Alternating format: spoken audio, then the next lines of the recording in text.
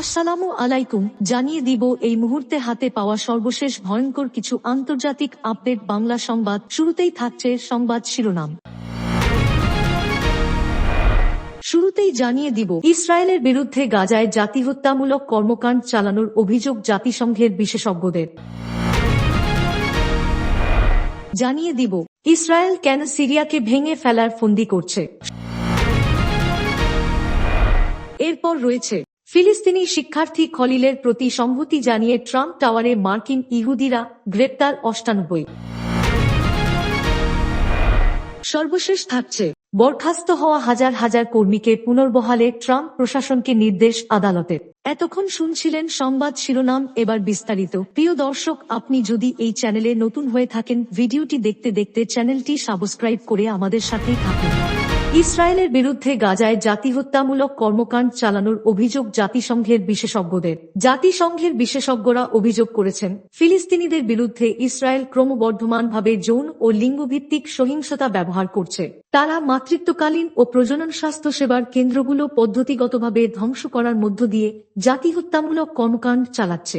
জাতিসংঘের মানবাধিকার পরিষদ গঠিত একটি তদন্ত কমিশনের প্রতিবেদনে এসব অভিযোগ করা হয়েছে। প্রতিবেদনে বলা হয়েছে, ২০২৩ সালের ৭ অক্টোবর ইসরায়েলে হামাসের হামলাকে কেন্দ্র করে গাজা যুদ্ধ শুরুর পর উপত্যকাটির পাশাপাশি অধিকৃত পশ্চিম তীরে ধর্ষণ সহ বিভিন্ন মানবাধিকার লঙ্ঘনের ঘটনা ঘটেছে। প্রতিবেদনটিতে আরও বলা হয়েছে, গাজায় বিভিন্ন প্রসূতি ওয়ার্ড ধ্বংস করা হয়েছে। একটি প্রজনন স্বাস্থ্যসেবার কেন্দ্রে ভ্রূণ ধ্বংসের ঘটনা ঘটেছে। এগুলো একটি নির্দিষ্ট জনগোষ্ঠীর জন্ম রোধ করার কৌশল নির্দেশ করতে পারে, আর আইনগত সংজ্ঞায় এ ধরনের কর্মকাণ্ডকে জাতিহত্যা বলে। ইসরায়েল এসব অভিযোগকে ভিত্তিহীন বলে তা নাকচ করেছে। প্রতিবেদনটির বিষয়ে ইসরায়েলি প্রধানমন্ত্রী বেনিয়ামিন নেতানিয়াহু ক্ষুব্ধ প্রতিক্রিয়া জানিয়েছেন। তিনি জাতিসংঘের মানবাধিকার পরিষদকে একটি ইহুদি বিদ্বেষী, পচা, সন্ত্রাসবাদের সমর্থক ও অপ্রাসঙ্গিক সংস্থা হিসেবে অভিহিত করেছেন। নেতানিয়াহু বলেছেন, হামাস সংঘটিত যুদ্ধাপরাধের দিকে নজর না দিয়ে জাতিসংঘের সংস্থাটি মিথ্যা অভিযোগে ইসরায়েলকে আক্রমণ করছে। জাতিসংঘের মানবাধিকার পরিষদ ২০২১ সালে অধিকৃত ফিলিস্তিনি ভূখণ্ড বিষয়ে স্বাধীন আন্তর্জাতিক তদন্ত কমিশন গঠন করে। কমিশন গঠনের উদ্দেশ্য ছিল আন্তর্জাতিক মানবিক ও মানবাধিকার আইনের সব ধরনের লঙ্ঘনের অভিযোগ তদন্ত করা। কমিশনের সদস্য সংখ্যা ৩। কমিশন বলেছে, যৌন ও প্রজনন সংক্রান্ত সহিংসতার শিকার মানুষ ও প্রত্যক্ষদর্শীদের সাক্ষ্যের ওপর ভিত্তি করে তাদের নতুন প্রতিবেদনটি তৈরি করা হয়েছে।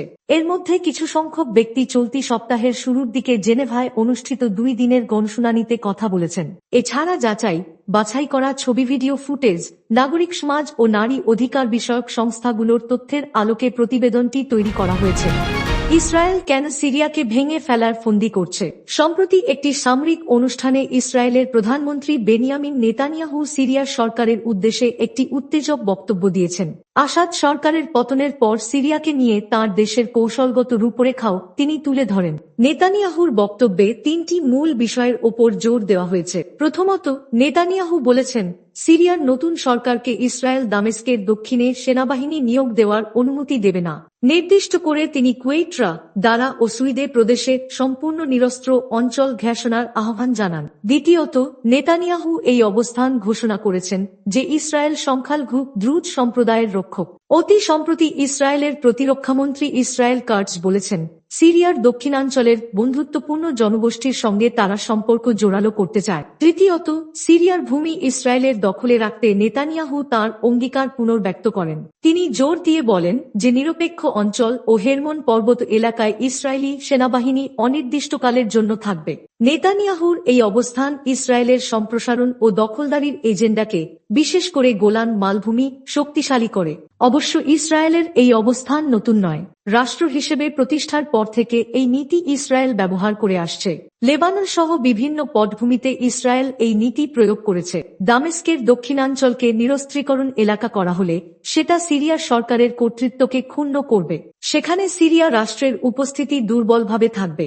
ইসরায়েলি পৃষ্ঠপোষকতায় স্থানীয় মিলিশিয়া বাহিনী গঠিত হবে এবং রাষ্ট্রের মধ্যে রাষ্ট্র তৈরি হবে।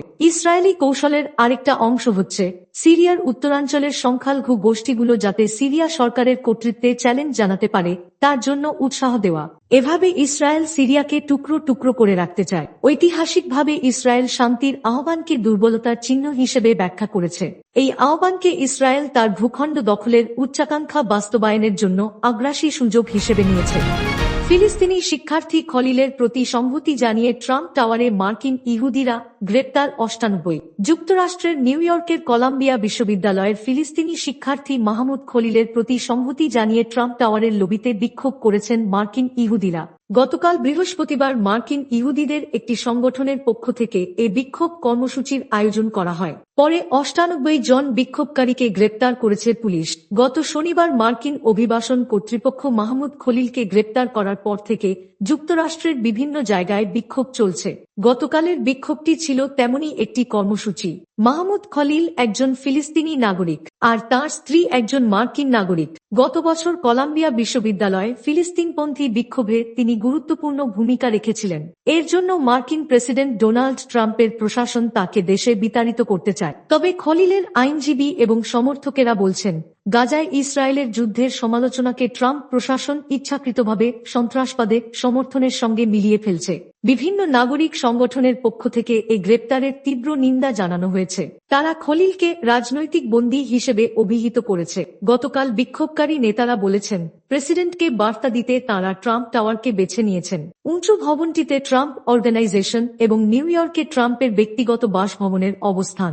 জিউস ভয়েস ফর পিস নামে মার্কিন ইহুদিদের একটি সংগঠনের পক্ষ থেকে এই বিক্ষোভ কর্মসূচির আয়োজন করা হয়।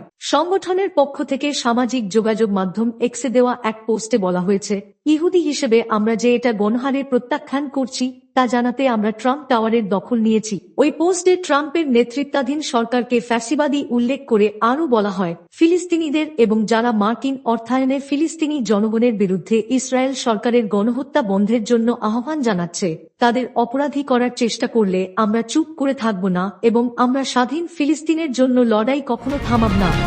বরখাস্ত হওয়া হাজার হাজার কর্মীকে পুনর্বহালে ট্রাম্প প্রশাসনকে নির্দেশ আদালতের। যুক্তরাষ্ট্রের কেন্দ্রীয় সরকারের ১৯টি সংস্থা থেকে বরখাস্ত করা হাজার হাজার শিক্ষানবিশ কর্মীকে চাকরিতে পুনর্বহাল করার জন্য ট্রাম্প প্রশাসনকে নির্দেশ দিয়েছেন আদালত।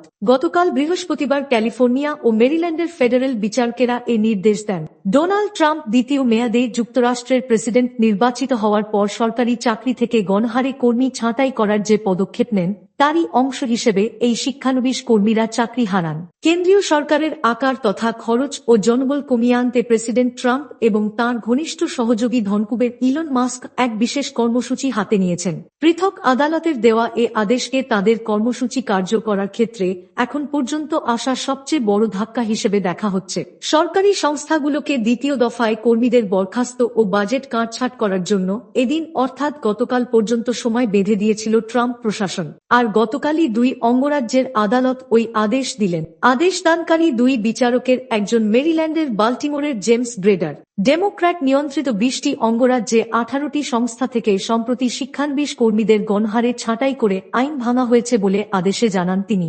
কর্মী ছাঁটাই ও খরচ কমানোর পদক্ষেপ নেওয়া অন্যান্য সংস্থার জন্য তার আদেশ প্রযোজ্য হবে। ট্রাম্প প্রশাসন যুক্তি দিয়ে বলেছে, কর্মীদের প্রত্যেককে চাকরিচ্যুত করা হয়েছে তাদের কর্মদক্ষতা বা অন্যান্য ব্যক্তিগত কারণে।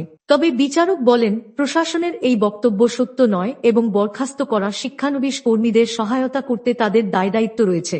মেরিল্যান্ডের বিচারকের এ সিদ্ধান্ত দেওয়ার কয়েক ঘণ্টা আগে সান ফ্রান্সিসকোর আদালতে এক শুনানিতে ডোনাল্ড ট্রাম্প দ্বিতীয় মেয়াদে যুক্তরাষ্ট্রের প্রেসিডেন্ট নির্বাচিত হওয়ার পর সরকারি চাকরি থেকে গণহারে কর্মী ছাঁটাই করার যে পদক্ষেপ নেন, তারই অংশ হিসেবে এই শিক্ষানবিশ কর্মীরা চাকরি হারান। কেন্দ্রীয় সরকারের আকার তথা খরচ ও জনবল কমিয়ে আনতে প্রেসিডেন্ট ট্রাম্প এবং তাঁর ঘনিষ্ঠ সহযোগী ধনকুবের ইলন মাস্ক এক বিশেষ কর্মসূচি হাতে নিয়েছেন। পৃথক আদালতের দেওয়া এ আদেশকে তাদের কর্মসূচি কার্যকর করার ক্ষেত্রে এখন পর্যন্ত আসা সবচেয়ে বড় ধাক্কা হিসেবে দেখা হচ্ছে।